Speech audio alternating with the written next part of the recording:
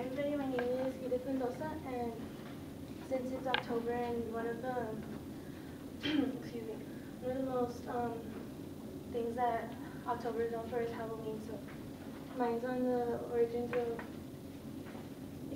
Halloween tradition. So how many of you guys actually celebrate or participate in Halloween?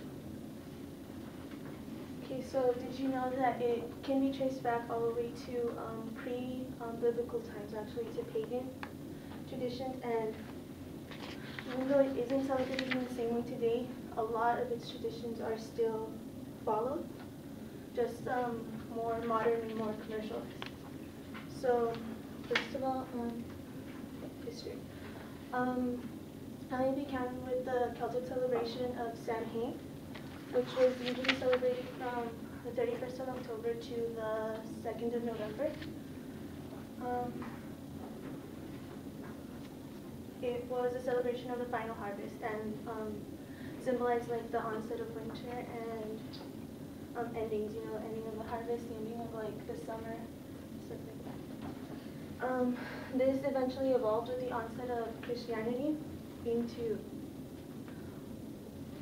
All Hallows Eve. And this holiday, according to John Ackerberg, was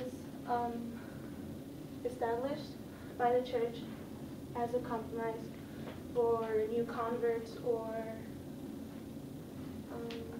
people who still wanted to participate in the celebration of Samhain but didn't want to be reprimanded by the church. So it was kind of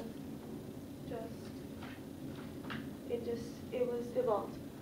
It still followed a lot of the same traditions and same theories. So although some of the beliefs were altered, a lot of the traditions stayed the same, and as are the reasons behind them. So traditions. The whole trick-or-treat thing that we start with that is popular today actually can be traced back all the way to Samhain, and this was because legend stated that during this holiday, the veil that separated the worlds of the living and the worlds of like the spirits and the supernatural was lowered, so that allowed all of these things to wander the earth. So all these traditions started because you were supposed to appease the dead so that they wouldn't haunt you. So candy was used as a send-off for spirits that would visit your house. So if they didn't get a proper send-off, which was usually food, or sometimes it was money, sometimes it was little like trinkets. If they didn't get that, then they would haunt you, and that's where the trick part comes in trick-or-treat. Costumes. As the celebration evolved, people started dressing up, and they blend in with all these things that were wandering around the earth. And they used to blend in and hide because you can't haunt a spirit if you're a spirit. Decorations. The most famous is a jack-o'-lantern, but that was used to keep spirits like out of your house.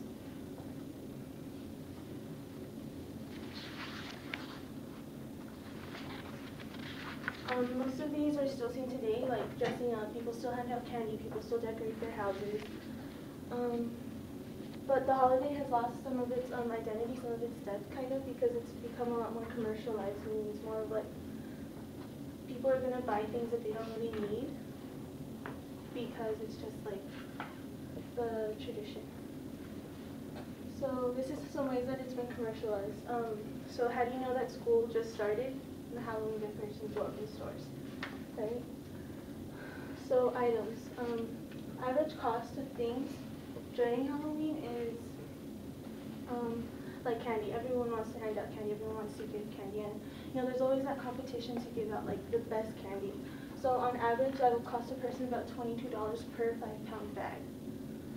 And this is according to an article done by ABC News from last year's sales. Decorations can range anywhere from $5, which is the size of your average, like medium-sized pumpkin, that you can carve yourself, to an average of $80 if you buy all of your decorations in the store. Costumes. The average cost of a costume is about $30. I mean, it depends what you want to dress up as. The more popular it is, the more expensive it's going to be. if it's a popular character, it's going to be more expensive than if it's just a generic costume. Fun fact, actually, adult costumes cost more than kid costumes, but the industry that makes adult costumes is actually one of the fastest growing in this country. Parties. So, you know, a lot of grown-ups don't go trick-or-treating unless they have kids, so they throw parties instead. So the average cost of a decent Halloween party, meaning it's not like exactly a mass ball, but it's not just a few people getting together either, is about $21 per guest. So, Halloween has evolved from an important culture-based holiday to something more laid back, and even though it can get expensive, it's still something considered fun. So, in conclusion, Halloween can be traced all the way back to Celtic times, and it's one of the oldest holidays still celebrated, right up there with Christmas. So many of the same customs are still followed, just in a more family-friendly way. So I hope you all learned something that will give this holiday a little more depth, or at least a fun fact.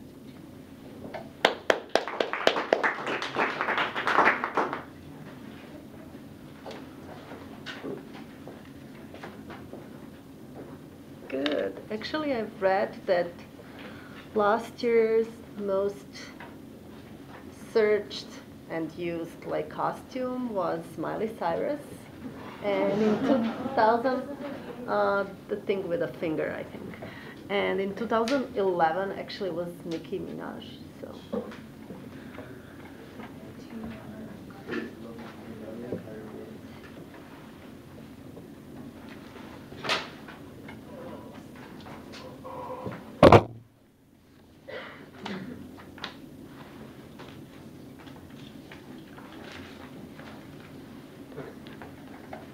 So my name is Christopher O'Mary, and today I'm going to talk to you guys about the risk of smoking, why smoking is so addicting, like what's the main ingredient for it, and secondhand smoke. And so smoking today, about 87% of lung cancer deaths are due to smoking, and so that might be because for people who do smoke, that is their stress reliever. That's what gets them off, gets them through the day. And so, okay, how many people in here today are from the age 18 to 19? Okay, anyone else 20 and older? Okay, so the average age, which was in 2008, was about 20.1 years old, which is about our class, maybe even a year younger, but that still relates to us because that's in our age area. And so my first main point is the risks of smoking. As you can see, causes strokes, heart attack disease. This is the lung of a smoker and a non-smoker. As you may know, smoking is cancer related. It has a lot of cancers due to it, but also it has effects on your appearance, such as it yellows your teeth. You start developing wrinkles at a young age. Since we start smoking very young, it makes us look older. And like I said before, there's cancers to it, which include lung cancer, heart and blood vessel disease, and strokes and heart attacks. The cancers that relate to this are your mouth and oral cavity, your larynx, which is your breathing tube, and your esophagus, which is your feeding tube. And I'm not sure, how many of you have seen that commercial where the guy has a hole in his throat and he has to clean it every day? Okay, that's his breathing and feeding tube. So that can happen to you if you smoke for a very, very long time, is you can start to develop a hole, which you'd have to clean every day like he does. So I'm not sure if most of you want to do that. And then, which brings me to my next topic, which is why it's so addicting, why it gets people off. And the main ingredient for that is nicotine. And nicotine is why nicotine is so addicting is because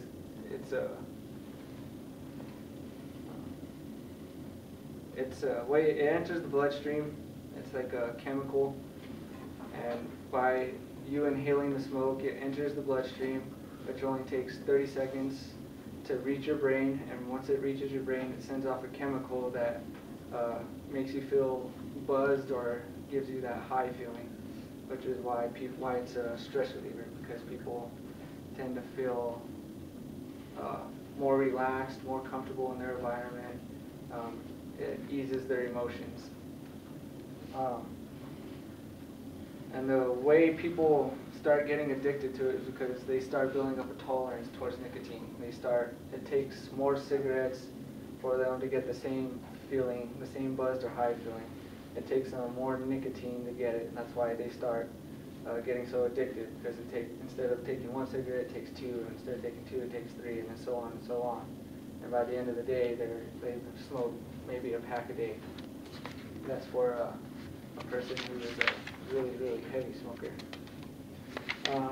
About after an hour, hour and a half, the feeling wears off, the buzzed or high feeling wears off, and the person begins to feel depressed or stressed again, and which results in them lighting up again and trying to get that feeling back, trying to set their emotions to ease.